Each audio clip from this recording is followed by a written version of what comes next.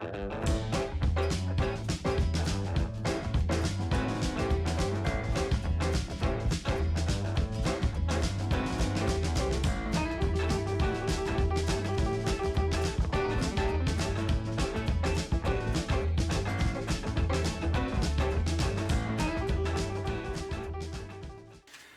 and welcome to the 7th episode of The Prop House, a Little Shop themed episode. Little Shop is one of my favorite movie musicals, and I love the characters and the story, and I really wanted to make my own Audrey too. So, let's get started. So I'm actually going to be 3D printing my Audrey 2 pod, and I wanted to give credit to this user on Thingiverse. You could carve yours if you wanted, but I'm not too particularly keen on that idea. And this is the model I used. I wanted to give credit, and if you have a 3D printer and you want to make your own, I will leave this linked in the description. So to make this time lapse a little more fun, and I do want to show the full time lapse because I thought this was a cool video, I thought I would throw in some fun facts about Little Shop of Horrors to make your watch a little more interesting. Now, most people know Little Shop of Horrors from the film from 1986. But that is actually technically a movie adaptation of a musical of an adaptation of a movie, believe it or not. The original film was from 1960 and was in black and white. Now, as I mentioned, the 1986 movie was based off of a stage production musical. It was written by Howard Ashman and Alan Menken, two legends in the musical industry, and was actually an off-Broadway production, and it opened in 1982. The original theater actually was quite small that the off-Broadway production was in. And here's another little fun fact. The theater it was in was technically an off-Broadway theater, meaning it wasn't within a certain radius of Broadway, but it actually was in that radius. The only reason it was classified as off-Broadway because it had less than 500 seats in the theater, which was actually intentional, because if they didn't have the 500 seats, they weren't technically a Broadway theater, and that meant they didn't have to pay Broadway prices in the actors' equity. Now everyone knows that these are black comedies, meaning that they're very dark, but they are comedies in the end. Now, after the off-Broadway show was very successful, they started working on a movie. Now, anyone who has seen both the stage version and the movie know they end completely differently. Now, the movie actually ended the same way it did off-Broadway. Off-Broadway, the villain actually wins. It's kind of a cautionary tale about greed and remembering who you are. The movie had the same ending. But when they showed it to test viewers, over 50% of test viewers said they hated the ending, which is a massive red flag. Sorry for this weird cut-in, but I realized that I called Frank Oz a producer when he was actually the director, and it annoyed me that I got it wrong, so I figured I'd just cut in here and explain myself real quick. Sorry for the interruption. Frank Oz, one of the producers for the show, actually said it was so bad that Warner Brothers probably would not have let them release it with that kind of a rating.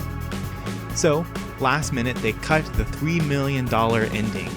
Now, $3 million out of a $25 million budget overall. That is massive. So they cut it, they brought in the actors and the writers again, and Alan Menken had to write an entirely new song just for the ending called Mean Green Mother from Outer Space. Now, a little fun fact about this song, it was actually the first Oscar-nominated song to contain a curse word, and it actually had to be edited for the Oscars, where when it was sung, they had to cut it up differently, and it's the only time it was mixed like this, so it could jump past the curse word. The last little fun fact is, there's actually a very special puppet made just for the Oscars that hasn't been seen again, at least to my knowledge from my research. It seems like this puppet was made only for the Oscars, and that's it, which is just insane to think about, that they made a massive, it looks huge, puppet for like a 2-minute segment. Just thought that was interesting. So I'm super happy with how this print came out. Now there is some banding around it, but that is just something that takes a lot of time and dedication to fix with 3D printers, especially ones like these. And I've had mine for a while, and I'm still calibrating it to get to the point where it doesn't have that. So it was time to open up my can and get it clean, get all of the junk out of it. And you get to make a pie after this, so that's cool.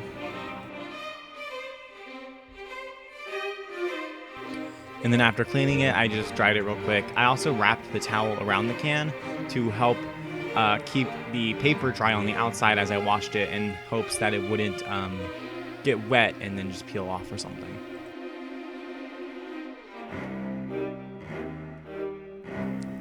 Now everything but the paint and the 3D print, if I'm not mistaken, in this project came from the Dollar Tree. I actually got the foam, the floral stuff, and the can all at the Dollar Tree.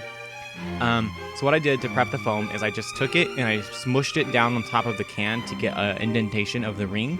And then from there I just used a pocket knife to cut around it and make it into more of a cylinder. Now I know that the steps might seem like they're a bit all over the place in this episode, but that was because the order I was doing it was working around things that had to take time. So like the 3D print took like 8 hours just for that to finish up. And while that was printing, I was working on the can. And while I was painting, and then while it was drying, I was working on cutting up the floral pieces.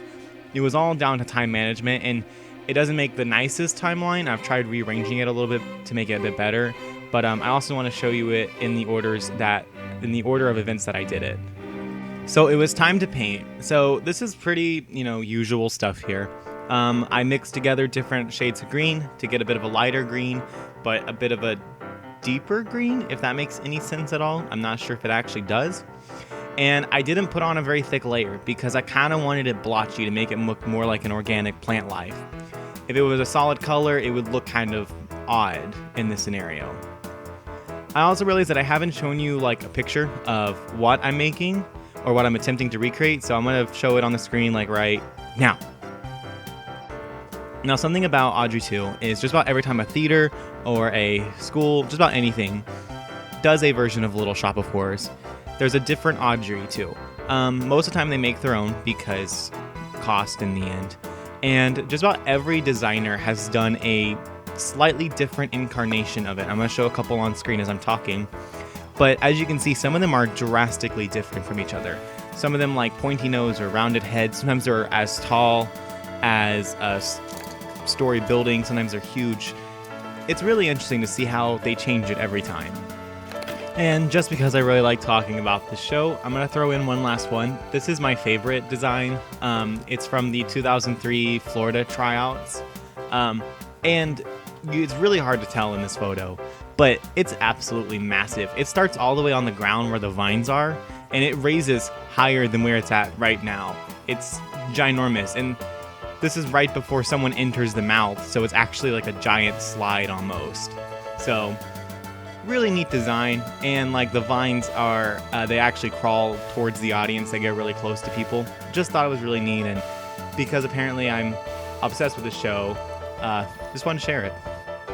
So with the painting done, it was time to start focusing on more of the floral side of this project. So I started by taking off some of the leaves and figuring out where I wanted them to go. From there, I cut off some of the smaller ones and then poked holes in them so I could put them around the stem of the, kind of like the neck of the plant. So then I just glued the smaller ones onto the stem, and using some 18 gauge wire, I just cut a small part off, and then I bent it like a U. And that way I could wrap around the whole of the leaves. There's like a little hole in the stem, and then I could push it into the foam. So initially I couldn't get the Audrey 2 pod to stay on the foam, which is hot glue. It was melting the plastic of it actually, which is kind of surprising because I didn't think the hot glue could get hot enough to melt the plastic, because the filament of the printer actually melts at 200 degrees Celsius. I guess I learned something here. But I ended up having to drill a hole in the bottom of the plant, and then I pushed a bunch of hot glue into it, and then I stuck a piece of 18 gauge wire down in it to basically make a stake to push into the foam to keep it still.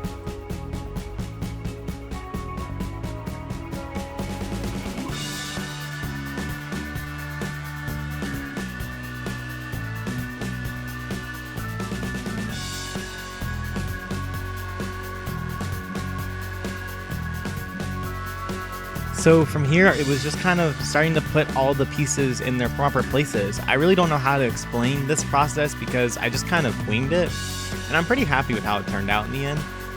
But I have no clue how to explain putting leaves in the right spot. It just was kind of something that I did. If that makes any sense, I guess.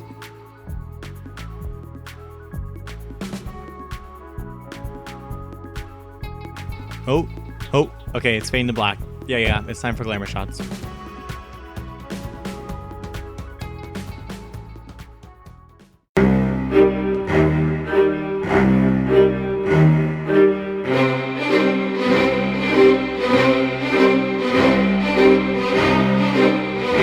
Now, I don't know about you guys, but I just love how this came out. I think the spiky plant really helps because it makes it a little more spooky. I do think the leaves on the back could stick up a bit more, so maybe I'll use wire to hold them up a bit more. But I just think it looks great. I wish it could have been a coffee can, but I couldn't find one, and I'm cheap, so I wanted to go to the Dollar Tree and not spend more than $1. Yeah. But overall, I love how this came out, and it's gonna make a cool arrangement for my room that I'm gonna probably love forever. Thank you all for the responses on my last Trader Sam's video. There's several in there I really like, and I would expect to see them done eventually. I probably am gonna do a couple of single projects for a little bit, and then I'll do another dining room series, so just to kind of even it out so I don't get too burnt out on either or. Well, thanks for watching.